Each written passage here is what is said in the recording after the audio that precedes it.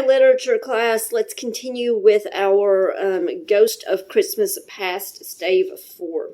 I'm going to kind of reread a little bit. So there's the dead body laying in the house, and Scrooge knows that it is related to everything else that had been shown him, but he's scared and he doesn't want to see who the body is. And so he says, "Spirit," he said, "this is a fearful place, and leaving it, I shall not leave its lesson. Trust me, let me go." Still, the ghost pointed with an unmoved finger to the head. "I understand you," Scrooge returned, "and I would do it if I could, but I have not the power, Spirit. I have not the power." Again, it seemed to look upon him. "If there is any person in the town who feels emotion caused by this man's death," said Scrooge, quite agonized, "show me that person, Spirit, I beseech you." The phantom spread its dark robe before him for a moment like a wing, and withdrawing it revealed a room by daylight, where a mother and her children were. She was expecting someone, and with anxious eagerness, for she walked up and down the room, started at every sound, looked out from the window, glanced at the clock, tried, but in vain, to work with her needle, and could hardly bear the voices of her children in their play. At length the long-expected knock was heard. She hurried to the door and met her husband, a man whose face was careworn and depressed, though he was young.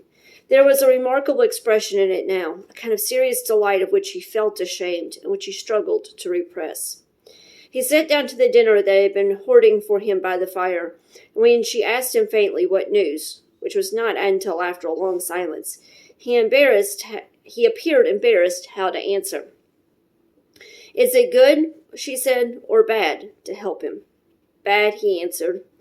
"We are quite ruined." "No, there is hope yet, Caroline." "If he relents," she said, amazed. "There is. Nothing is past hope if such a miracle as has happened." "He is past relenting," said her husband. "He is dead." She was a mild and patient creature, if her face spoke truth, but she was thankful in her soul to hear it, and she said so with clasped hands. She prayed forgiveness in the next moment, and was sorry, but the first was the emotion of her heart. So in other words, they're happy this guy's dead. His death apparently means something good for them, and then she feels bad that she's happy that the dude is dead. What the half-drunken woman, who I told you of last night, said to me when I tried to see him and obtain a week's delay, and what I thought was a mere excuse to avoid me, turns out to have been quite true. He was not only very ill, but dying then. To whom will all debt be transferred? I don't know, but before that time we shall be ready with the money. And even though we were not, it would be bad fortune indeed to find so merciless a creditor in his successor. We may sleep tonight with light hearts, Caroline. Yes, soften it as they would, their hearts were lighter. The children's faces, hushed and clustered round to hear what they so little understood, were brighter, and it was a happier house for the man's death. Sorry. Scarlet! My dog saw somebody out the window and thought she needed to bark at him. The only emotion that the ghost could show him, caused by the event, was one of pleasure. "Let me see some tenderness connected with the death," said Scrooge, "or that dark chamber, Spirit, which we left just now, will be forever present to me." The ghost conducted him through several streets familiar to his feet, and as they went along, Scrooge looked here and there to find himself, but nowhere was he to be seen. They entered poor Bob Cratchit's house, the dwelling he had visited before, and found the mother and the children seated round the fire. Quiet, very quiet.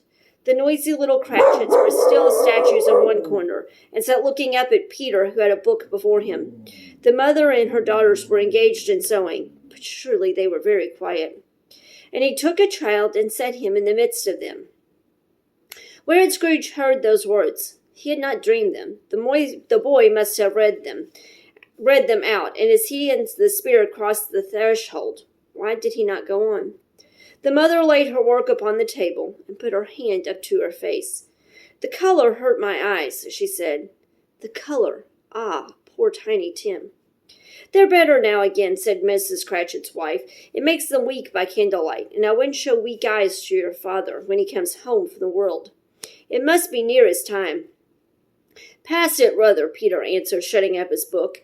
"But I think he has walked a little slower than he used to these last few evenings, Mother." They were very quiet again. At last she said, in a steady, cheerful voice that only faltered once, I have known him walk with Tiny Tim upon his shoulder very fast indeed." And so have I, cried Peter, often. And so have I, exclaimed another. So had all. But he was light to carry, she resumed, intent upon her work.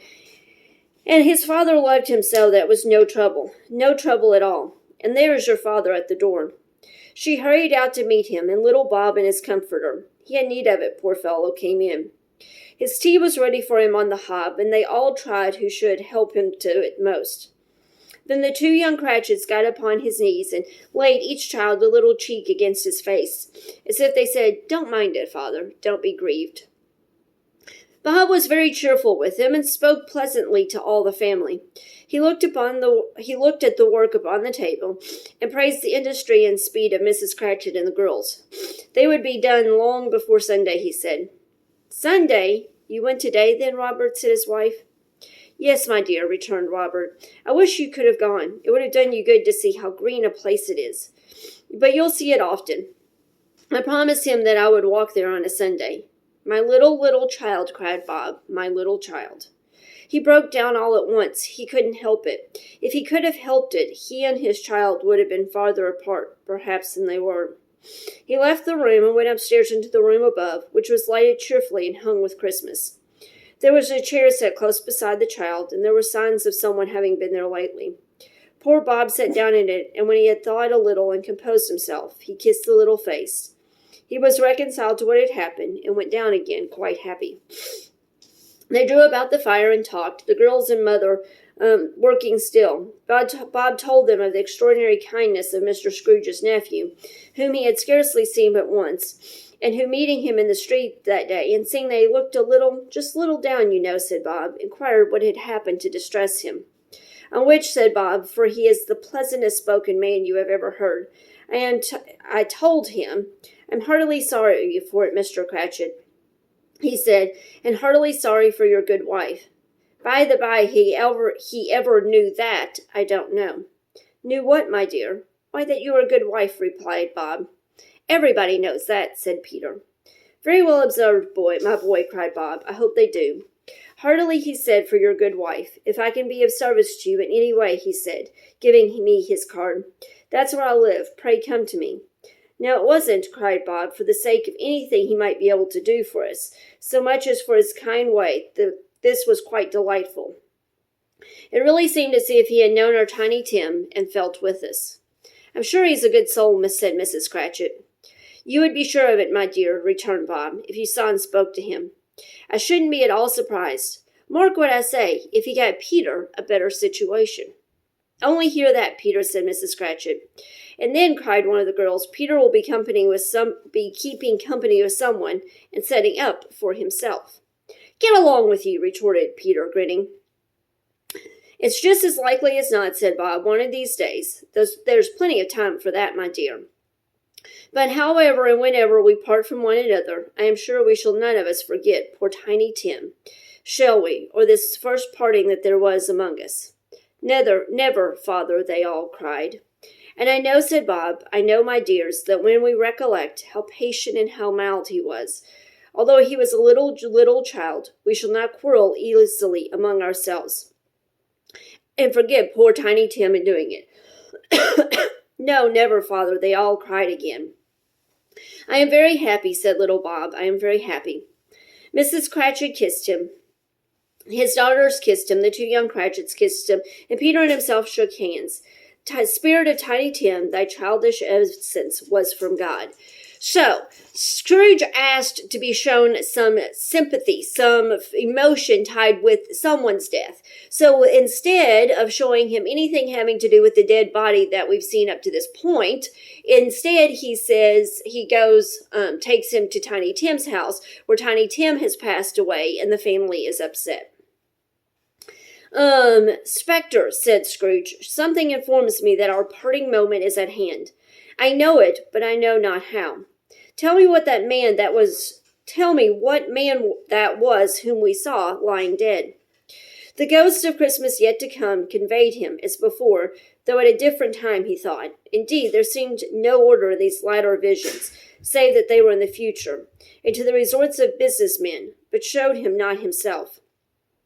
Indeed, the spirit did not stay for anything, but went straight on as to the end just now desired, until besought by Scrooge to tarry for a moment. This court, said Scrooge, through which we hurry now, is where my place of occupation is, and has been for a length of time. I see the house. Let me behold what I shall be in days to come. The spirit stopped. The hand was pointed out elsewhere. The house is yonder, Scrooge exclaimed. Why do you point away? The finger underwent no change. Scrooge hastened to the window of his office and looked in. It was an office still, but not his. The furniture was not the same, and the figure in the chair was not himself. The phantom pointed as before. He joined it once again, and wondering why and whither he had gone, accompanied it until they reached an iron gate. He paused to look round before entering. A churchyard. Here, then, the wretched man, whose name he had now to learn, lay underneath the ground. It was a worthy place, walled in by houses, overrun by grass and weeds, the growth of vegetation's death, not life, choked up with too much bearing, fat with repleted appetite. A worthy place. The spirit stood among the graves and pointed down to one. He advanced towards it trembling. The phantom was exactly as it had been, but he dreaded that he saw new meaning in its solemn shape. Before I draw nearer to that stone to which you point, said Scrooge, answer me one question. Are these the shadows of the things that will be, or are they the shadows of the things that may be only? Still the ghost pointed downward to the grave by which it stood. Men's courses will foreshadow certain ends to which if persevered in they must lead, said Scrooge. But if the courses be departed from, the ends will change. Say it thus with what you show me. The spirit was as immovable as ever. So, in other words, Scrooge has the sneaking suspicion whose grave this is. And he's like, I need to know if I change, will everything that you just showed me change? Will people act differently, feel differently when I die? Scrooge crept toward it, trembling as he went, and following the finger, read upon the stone of the neglected grave his own name, Ebenezer Scrooge. So, in other words, if things don't change, then when he dies, this is what's going to happen. Nobody's going to care. Nobody's going to want to go to his funeral. People will steal stuff off of his bed, talk mean about him. Am I that man who lay upon the bed? He cried upon his knees. The finger pointed from the grave to him and back again. No, spirit, oh no, no. The finger was still there. Spirit, he cried, tight clutching at its robe, hear me. I am not the man I was. I will not be the man I must have been but for this intercourse. Why show me this if I am past all hope? For the first time the hand appeared to shake. Good spirit, he pursued, as down upon the ground he fell before it. Your nature intercedes for me and pities me. Answer me that I may yet change these shadows you have shown me by an altered life. The kind hand trembled. I will honor Christmas in my heart and try to keep it all the year. I will live in the past, the present, and the future. The spirits of all three shall strive within me. I will not shut out the lessons that they teach. Oh, tell me I may sponge away the writing on this stone. In his agony, he caught the spectral hand. It sought to free itself, but he was strong in his entreaty and detained it. The spirit, stronger yet, repulsed him. Holding up his hands in a last prayer to have his fate reversed, he saw an alteration in the phantom's hood and dress. It shrunk, collapsed, and dwindled down into a bedpost. So now he's back in his bedroom. Okay, let's talk what's due and when it's due.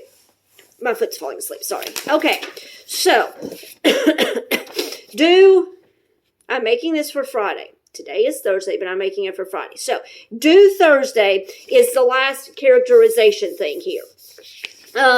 We've already talked about the fact that this is the ghost of the Christmas past. Ghost of the Christmas future. I told you to pause when we came to the description so you can describe him. As far as the symbolism for him, he's a big, dark phantom dude and a big, dark thing. He's obviously the symbolism is obviously fear.